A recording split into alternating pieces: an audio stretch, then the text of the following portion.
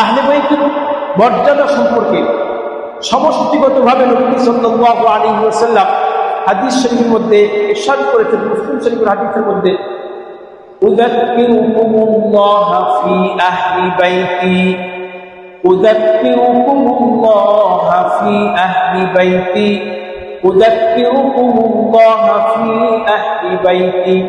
তিনবার বলেছেন। তিনবার নবী সাল্লাল্লাহু আলাইহি ওয়াসাল্লাম এই উম্মতকে সম্বোধন করে বলেছেন, আমি তোমাদেরকে স্মরণ করে দিচ্ছি, আমি তোমাদেরকে মনে করে দিচ্ছি আহলে বাইতের সম্পর্কে, তাদের মর্যাদা সম্পর্কে, আল্লাহর কথা আমি তোমাদেরকে স্মরণ করে দিচ্ছি। তাদের সাথে ভালো আচরণ করবে, তাদেরকে সম্মান করবে, তা না হলে আল্লাহ তাআলার পক্ষ থেকে তোমাদের জন্য শাস্তি রয়েছে। এই উম্মতকে নবী বারবার সতর্ক করেছেন যে তাদের মর্যাদা সম্পর্কে তোমরা অবগত থাকো এবং তাদেরকে সে অনুপাতে সম্মান করো, তাদের গালমন্দ করো না, তাদের উচ্চারচনা করো না, তাদের সমালোচনা করো না, তাহলে আল্লাহ তাআলার পক্ষ থেকে তোমাদের জন্য কঠিন শাস্তি অপেক্ষা করছে। এই হাদিসে সমষ্টিগতভাবে নবীজি সমস্ত আহলে বাইত অর্থাৎ 3 ক্যাটাগরির আহলে বাইতের সম্মানের কথা, তাদের মর্যাদার কথা সমস্ত উম্মতকে স্মরণ করিয়ে দিয়েছে। আরো এক হাদিসের মধ্যে নবীজি আলাইহিস সালাম আহলে বাইতের সমষ্টিগত সম্মানের কথা তুলে ধরেছেন। নবীজি সাল্লাল্লাহু আলাইহি ওয়াসাল্লাম বলেন, আহিব্বুল্লাহ লিমা ইয়াফযুকুম মিন নিআমিহি, তোমরা আল্লাহ তাআলাকে ভালোবাসো এই কারণে যে তিনি তার অসংখ্য অগণিত নিয়ামত দ্বারা তোমাদেরকে লালন পালন করছেন। নানা প্রকার খাবার, নানান প্রজাতির ফল ফ্রুট, নানান প্রজাতির শাক সবজি, নানান ধরনের উপকরণ দিয়ে মানুষকে আল্লাহ তাআলা লালন পালন করছেন। সবকিছু তিনি মানুষকে দিয়ে লালন পালন করছেন। অতএব আল্লাহর যে সীমাহীন অনুগ্রহ মানুষের উপর, এই অনুগ্রহের কথা স্মরণ করে তোমরা আল্লাহকে ভালোবাসো।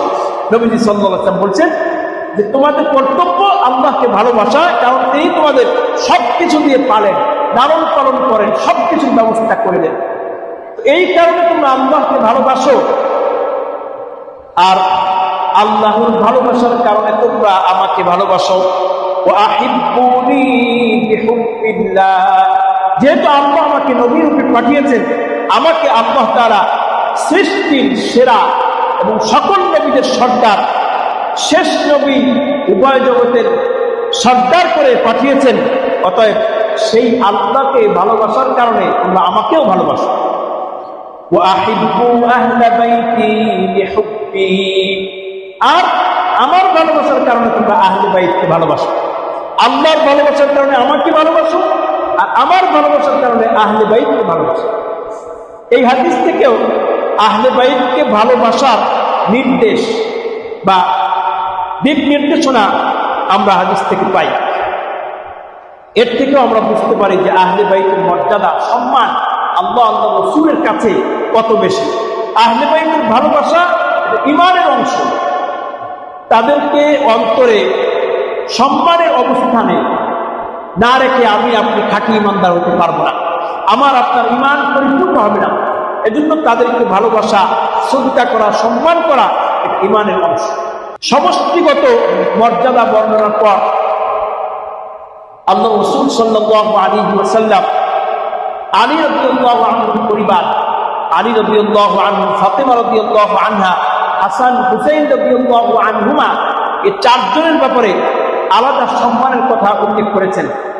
এরপরে হাসান হুসাইন রাদিয়াল্লাহু আনহুর সম্মানের কথা মর্মে বেশ কিছু হাদিস বর্ণিত হয়েছে।